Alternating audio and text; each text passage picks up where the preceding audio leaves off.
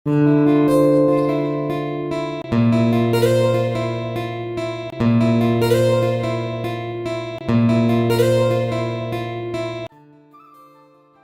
আলাইকুম, আমি মেঘলা। আশা করছি সবাই ভালো আছেন। ফাইনালি ইউটিউব জার্নিটা শুরু করেই দিলাম। আজকে আমার ফার্স্ট ব্লগ, আর ব্লগটা শুরু করছি সকাল 10টা থেকে। আমার হাজবেন্ড সকালের নাস্তা খেয়ে প্লাস দুপুরের খাবার নিয়ে অফিসে চলে গেছে। তাকে বিদায় দিয়ে আমি আমার সকালের নাস্তাটা করে নিচ্ছি। তো আমি এখানে একটা ডিম হাফ বয়েল করে নিয়েছি। ডিম যদি নর্মাল টেম্পারেচারে থাকে তাহলে 7 থেকে 8 মিনিট, আর যদি ফ্রিজে থাকে তাহলে 9 থেকে 10 মিনিট বয়েল করি।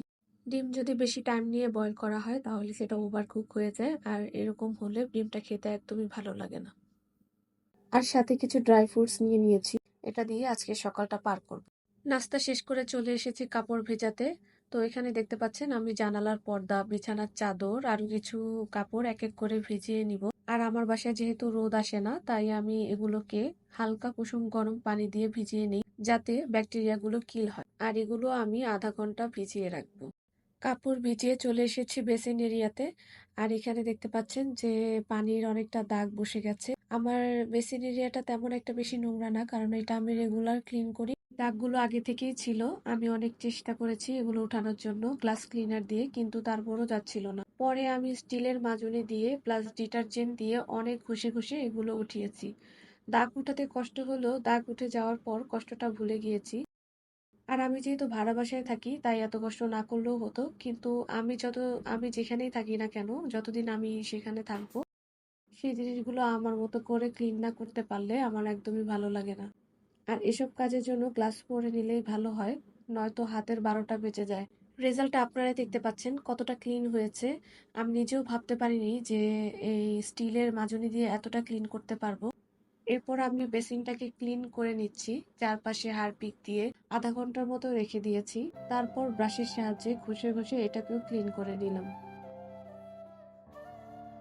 মাশাআল্লাহ, দেখতেই পাচ্ছেন আমার বেসিন এরিয়াটা কতটা চকচক করছে। আর এটা দেখে আমার ভীষণ ভালো লাগছে যে এতক্ষণ কষ্ট করে দাগগুলো উঠালাম, সেই কষ্টটা আমি আসলেই ভুলে গেছি। আজকে যেহেতু জানালার পর্দাগুলো ধুয়ে দিয়েছি, তো সেই ফাঁকে জানালাগুলো ভালো করে মুছে নিব। আর এই জানালা পরিষ্কার করা আমার কাছে সবচেয়ে কঠিন কাজ হয়ে দাঁড়ায়, কারণ জানালার যে মসকিটো নেটটা আছে ওই মসকিটো নেটের মধ্যে অনেক ধুলা জমে, যেটা ওপাশ থেকে না ঝাড়লে আসলে ক্লিন হয় না। আর জানালার ওই পাশে হাত দিয়ে ঝাড়তে বা ময়লাটা ক্লিন করতে আমার অনেক বেশি কষ্ট হয়ে যায়।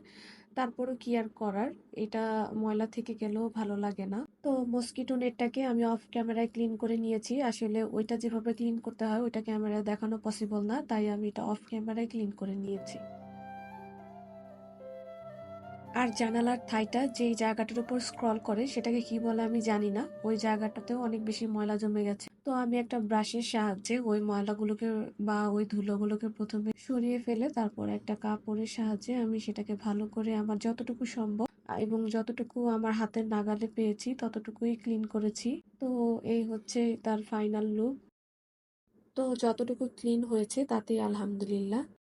জানালা পরিষ্কার করে এরপর অফ ক্যামেরা আমি আমার বাকি কাজগুলো সেরে ফেলেছি, যেমন ঘর ঝাড়ু দেওয়া, ঘর মোছা। এরপর যে কাপড় চোপড়গুলো আমি ভিজিয়ে রেখেছিলাম, যদিও বলেছিলাম আধা ঘন্টা ভিজিয়ে রাখবো, কিন্তু তার অনেক বেশি সময় লেগেছে, কারণ আমার ক্লিনিং এ একটু সময় বেশি লেগেছিল। এরপর আমি কাপড় চোপড়গুলো ধুয়ে গোসল সেরে তারপর দুপুরের খাবার খেয়ে নিয়েছি। এখন এগুলোকে আমি রোদে দিয়ে দিব। যদিও আমার বাসায় কোনো রোদ নেই, আমি এগুলো বারান্দায় মেলে দিব। তো আমার হাজবেন্ড অফিস শেষ করে বাসার নিচে এসে আমাকে কল দেয় যে বাসার নিচে নামার জন্য। তো আমিও রেডি হয়ে নিচে চলে যাই। তো দুজনে একসাথে বাহিরে সন্ধ্যার নাস্তাটা করে নিই। করে নেওয়ার পরে আমরা এই দোকানে চলে আসি চা খেতে। আর আমরা দুজনে সবসময় এই দোকানটাতেই চা খাই, কারণ কারণ ওনার চাটা অনেক বেশি মজা। তো বাসায় আসার সময় টুকটাক কিছু বাজার করে এনেছিলাম। তো এই লাউ শাক দেখে আমার অনেক পছন্দ হয়েছিল, তো পরে শেষে লাউ শাক নিয়ে এসেছিলাম। তো আমি যেহেতু সকালে রান্না করি তাই রাতের বেলা শাকগুলোকে সুন্দরভাবে কেটে একটা পলি ব্যাগে ফ্রিজে সুন্দরভাবে রেখে দিয়েছিলাম, সকালে বের করে জাস্ট রান্না করব। তো আজকের ব্লগটা এ পর্যন্তই। আমার ব্লগের কোনো অংশ যদি ভালো লাগে তাহলে লাইক করে দিবেন, আর আমার চ্যানেলটি সাবস্ক্রাইব করে আমার পাশে থেকে যাবেন। আল্লাহ হাফিজ।